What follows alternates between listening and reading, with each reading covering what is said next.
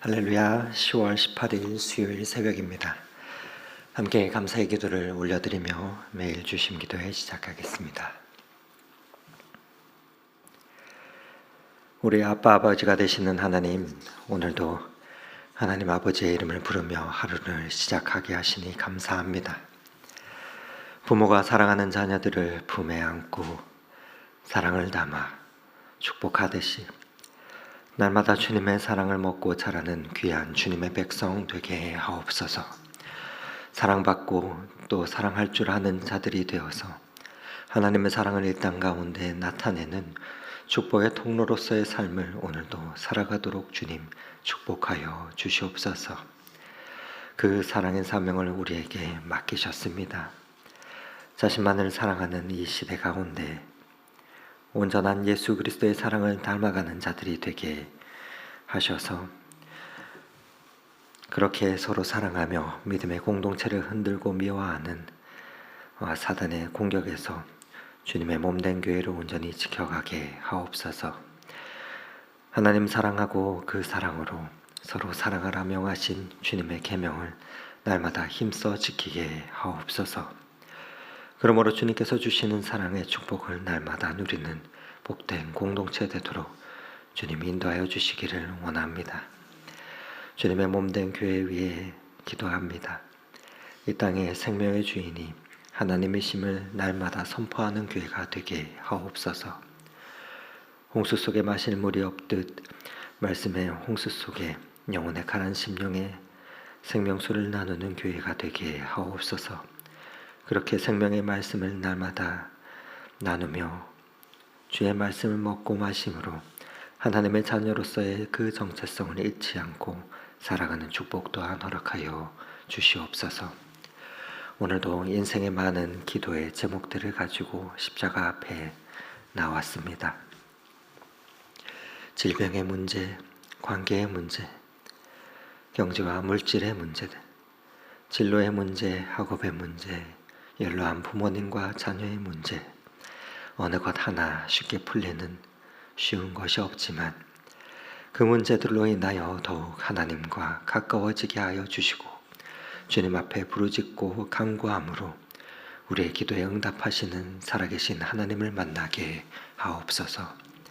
무엇보다 우리의 기도를 들으시는 하나님께서 우리를 자유롭게 믿음의 고백을 할 수 있도록 허락하심을 감사하게 하여 주시고 이 순간에도 핍박과 환난과 고통 속에서 숨어서 믿음을 지키며 주님의 도우심을 구하는 이들이 열방 가운데 있음을 기억하게 하옵소서.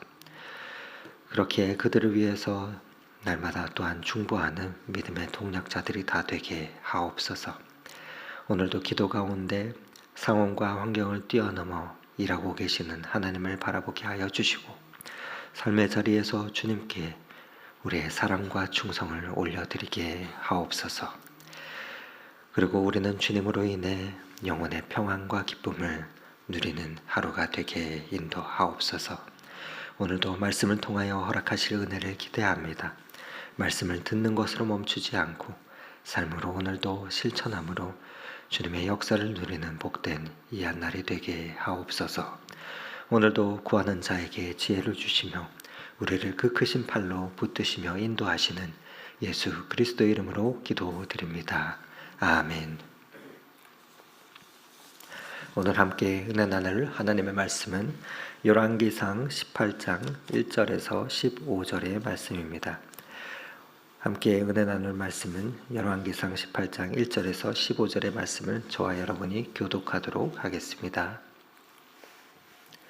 많은 날이 지나고 제3년에 여호와의 말씀이 엘리야에게 임하여 이르시되 너는 가서 아합에게 보이라. 내가 비를 지면에 내리리라. 엘리야가 아합에게 보이려고 가니 그때 사마리아의 기근이 심하였더라.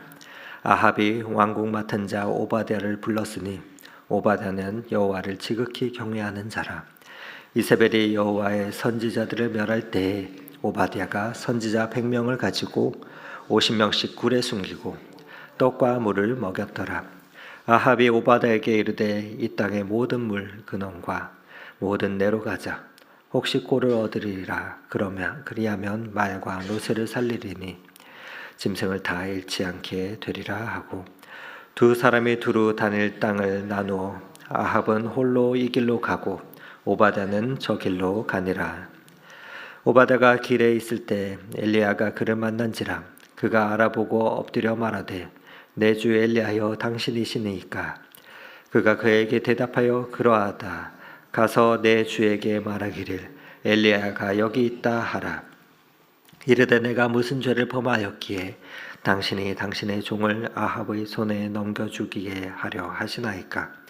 당신의 하나님 여호와께서 살아계심을 두고 맹세하노니 내 주께서 사람을 보내어 당신을 찾지 아니한 족속이나 나라가 없는데 그들이 말하기를 엘리야가 없다 하며 그 나라와 그 족속으로 당신을 보지 못하였다는 맹세를 하게 하였거늘 이제 당신의 말씀이 가서 내 주에게 말하기를 엘리야가 여기 있다 하라 하시나 내가 당신을 떠나간 후에 여호와의 영이 내가 알지 못하는 곳으로 당신을 이끌어 가시리니 내가 가서 아합에게 말하였다가 그가 당신을 찾지 못하며 내가 죽임을 당하리이다. 당신의 종은 어려서부터 여호와를 경외하는 자라. 이세벨이 여호와의 선지자들을 죽일 때에 내가 여호와의 선지자 중에 100명을 50명씩 굴에 숨기고 떡과 물로 먹인 일이 내 주에게 들리지 아니하였나이까. 이제 당신의 말씀이 가서 내 주에게 말하기를 엘리야가 여기 있다 하라 하시니 그리하면 그가 나를 죽이리이다. 엘리야가 이르되 내가 섬기는 만군의 여호와께서 살아계심을 두고 맹세하노니 내가 오늘 아합에게 보이리라. 아멘. 하나님의 역사는 다양한 사람들을 통해서 펼쳐져 갑니다. 서로 다른 목소리들이 어울려져 하모니를 이루어 가듯이 위치는 다르고 또 처한 상황들은 다르지만 각자 각자에게 주신 사명을 따라 그 사명에 최선을 다하며 충성하는 자들을 통해서 이루어져 가는 것을 보게 됩니다. 오늘은 세 사람의 인물이 본문 가운데 등장합니다. 하나는 하나님의 사람 엘리야이고 다른 한 사람은 당시 아합 왕의 국내 대신이었던 오바다라는 인물이 등장합니다. 그리고 당시 아합 왕이 등장하죠. 이들의 관심과 시선이 어디 있는지 살펴보면서 오늘도 기도의 제목을 발견하며 간구하기를 원합니다. 먼저는 엘리야입니다. 그는 상황과 환경을 뛰어넘어 사명을 감당하던 자였습니다. 이스라엘에 비가 오는 지 3년여의 시간이 지났을 때 하나님께서는 엘리야를 불러서 이제 다시 아합을 만나러 가라고 명령하고 계십니다. 어제 본문과 오늘 본문 사이에는 3년여의 시간이 훌쩍 흘러버렸습니다. 엘리야에게 비가 오지 않겠다 말씀하셨을 때도 그렇고 하나님께서 먼저 말씀을 주셨고 지금도 하나님께서 이제 내가 비를 다시 줄 테니 내리니 가서 아합에게 말하라 라고 하나님께서 명령하고 계십니다. 엘리야는 자신의 생명보다도 하나님의 말씀 가운데 순종하는 것을 더 귀히 여겼던 사람이었습니다. 사실 엘리야가 하나님의 말씀에 순종하여서 아합 왕에게 나아가는 것은 스스로 죽음으로 들어가는 것과도 같았습니다. 지난 3년여 동안 아합은 엘리야를 죽이기 위해서 그가 할 수 있는 그 모든 것을 해왔기 때문입니다. 아마 엘리야가 말씀을 액면 그대로 믿지 않았다면 아합에게 찾아갈 수 없었을 것입니다. 그러나 엘리야는 담대히 찾아갑니다. 비를 오지 않게 하신 하나님께서 다시 비를 내리게 하실 것도 분명히 믿었기 때문이죠. 2절 말씀은 이렇게 시작됩니다. 엘리야가 아합에게 보이려고 가니 그때 사마리아의 기근이 심하게 들었더라. 아무튼 3년 동안 비가 안 왔으니 얼마나 가물었겠습니까? 사람이 살기가 대단히 어려웠습니다. 추측컨대 많은 사람들이 죽었을 것입니다. 기근이 심한 이 백성들의 삶은 말할 수 없이 피폐했습니다. 그렇게 극심한 기근 가운데서 엘리야에 대한 아합 왕의 그 분노는 극에 달해 있었고, 또 아합의 아내 이세벨은 하나님의 선지자들을 그렇게 처형하며 그렇게 했던 험악한 시기였습니다. 그런 상황에도 불구하고 엘리야는 하나님의 말씀에 순종하며 나아갑니다. 아합 왕이 하나님을 섬기는 대신 바알이라는 그 우상을 섬기는 잘못된 길을 갈 때 이에 대해서 책망하며 하나님의 뜻을 선포해야 하는 인물이 바로 엘리야였습니다. 이는 모든 것을 다 내려놓고 하나님의 말씀만으로만 살기로 작정한 사람만이 가능한 것이었습니다. 엘리야와 같은 그러한 상황은 아니라 할지라도 우리가 믿음과 말씀대로 살아가기에 힘겨운 상황을 우리도 순간순간 만나게 됩니다. 그러나 그때마다 우리는 상황 때문에 포기하지 말고 하나님께서 맡겨주신 그 사명을 더욱 소중히 여기만 나아가야 할 것입니다. 왜냐하면 하나님의 사명은 상황 가운데 갇혀있지 않기 때문입니다. 하나님은 상황을 뛰어넘어서 그 사명을 이루시는 일을 온전히 헌신하는 한 사람을 통하여 이루어 가시기 때문입니다. 그 한 사람이 저와 여러분이 되며 또한 그러한 말씀의 사람, 믿음의 사람이 다 되실 수 있기를 소망합니다. 두 번째로는 오바댜라 하는 인물입니다. 그는 두려움을 뛰어넘어서 사명을 감당하던 사람이었습니다. 오바댜는 아합 왕의 국내 대신이었습니다. 그는 하나님을 섬기고 하나님을 경외하는 자였지만 그러나 권력 밑에서 일할 수밖에 없었던 그런 한 사람이었습니다.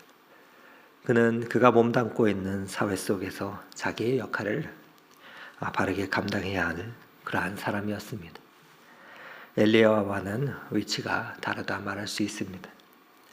그러나 그가 그 위치에서 무엇을 어떻게 하였습니까? 자신의 위치에서 어떻게 그 사명을 감당하였습니까? 오늘 3절과 4절 말씀 함께 다시 한번 읽어보도록 하겠습니다.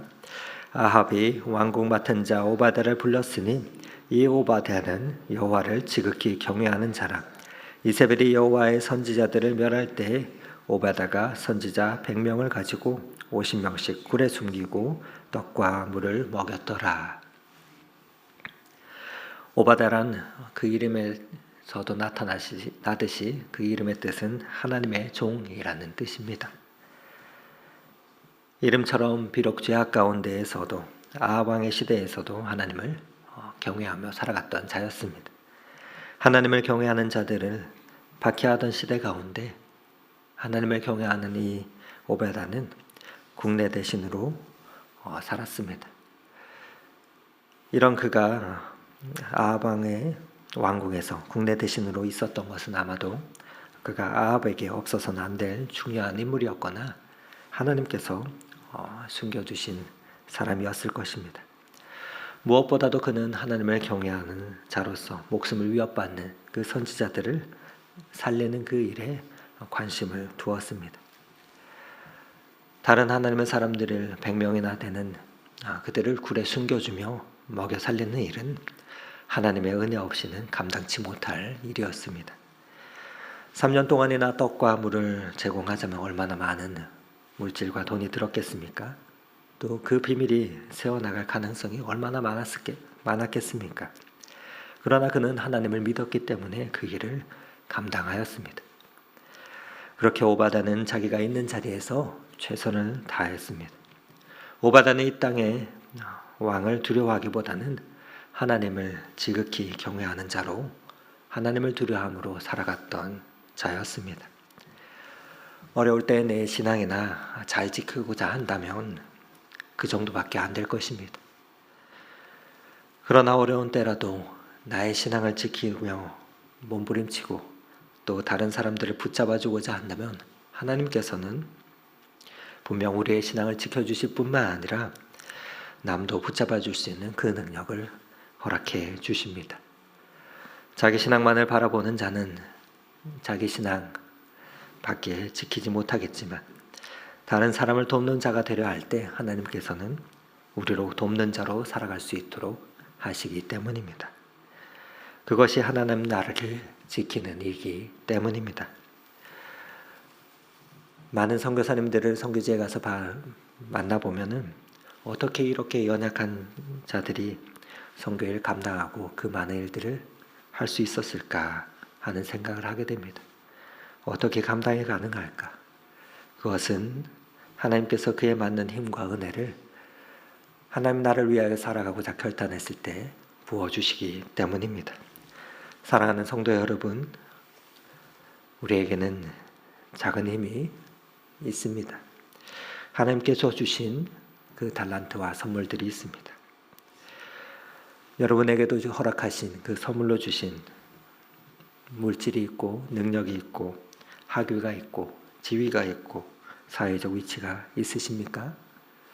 왜 우리에게 그것을 허락하셨는지 또 그것을 맡겨주셨는지 날마다 하나님께 물으며 이 오바데처럼 그 자리에서 하나님의 심정으로 우리에게 맡겨주신 사람들을 살리는 그 축복된 일을 날마다 잘 감당하는 저와 여러분이 되기를 원합니다. 어쩌면 우리도 오바데처럼 마음대로 다 내가 원하는 대로 할 수 없는 자리에 있기도 할 것입니다. 나보다 더 위에 있는 이가 있고 또 내가 할 수 있는 범위가 제한되어 있을 것입니다. 그러나 그 자리 가운데서 우리가 최선을 다하며 하나님의 지혜와 도우심을 구할 때 하나님께서는 최고의 역사를 우리에게 허락하실 것입니다. 우리도 세상을 두려워하지 말고 하나님을 경외함으로 하나님이 주시는 그 사명을 감당해야 합니다. 하나님은 세상의 위협에도 굴하지 않고 사명을 감당하는 자를 통해서 오늘도 당신의 역사를 써내려 가십니다. 또 다른 한 인물이 있는데 그는 아합 왕입니다. 아합 왕은 어떤 인물입니까? 오늘 말씀을 보면 단적으로 그가 어떤 것에 한평생 관심과 초점이 있었는지를 발견하게 됩니다. 어디에 제일 큰 관심이 있었는지 깨닫게 되는데 5절 말씀을 다시 한번 읽도록 하겠습니다. 아합이 오바댜에게 이르되 이 땅의 모든 물 근원과 모든 내로 가자. 혹시 꼴을 얻으리라. 그리하면 말과 노새를 살리리니 짐승을 다 잃지 않게 되리라. 3년 동안이나 비가 내리지 않아서 왕과 대신들조차도 물을 찾는 일에 전념하고 있었습니다. 얼마나 기근이 심했으면 아합 왕이 국내 대신 오바댜와 함께 나아가서 너는 저곳으로 가서 찾아보고 나는 다른 길로 갈 테니 어떻게 우리가 살아남을 수 있을지 알아보자, 그렇게 하는 것이죠. 당시 물을 얻는 것이 나라의 최대 과제였음을 보여줍니다. 그러나 그 이유가 무엇인지 보면 생각이 좀 달라집니다. 사람들은 살려고 그 물을 찾아다녔겠지만 아합 왕은 뭐라고 말합니까? 방금 읽은 5절 말씀에 그리하면 말과 노새를 살리려니 짐승을 다 잃지 않게 되리라 말합니다. 그가 가지고 있었던 첫 번째 관심은 자신의 권력이었습니다. 당시 말과 노새는 곧 군사력을 말하는 것입니다. 즉 어떻게 이것들을 유지하며 자기 백성들을 다스릴까? 자신의 안위에만 관심이 있었던 것입니다. 기근에 시달리는 백성들은 생각하지 아니하며 가축을 잃을까 노심초사하고 있었던 것입니다. 3년여의 시간 동안 가물어 비가 오지 않는 사건은 재난이라 할 수 있습니다. 그러한 위기의 상황이 오면 어느 시대나 어느 나라든지 간에 그 권력자의 위치는 흔들리게 되어 있습니다. 예나 지금이나 별반 다르지 않는다 생각이 됩니다.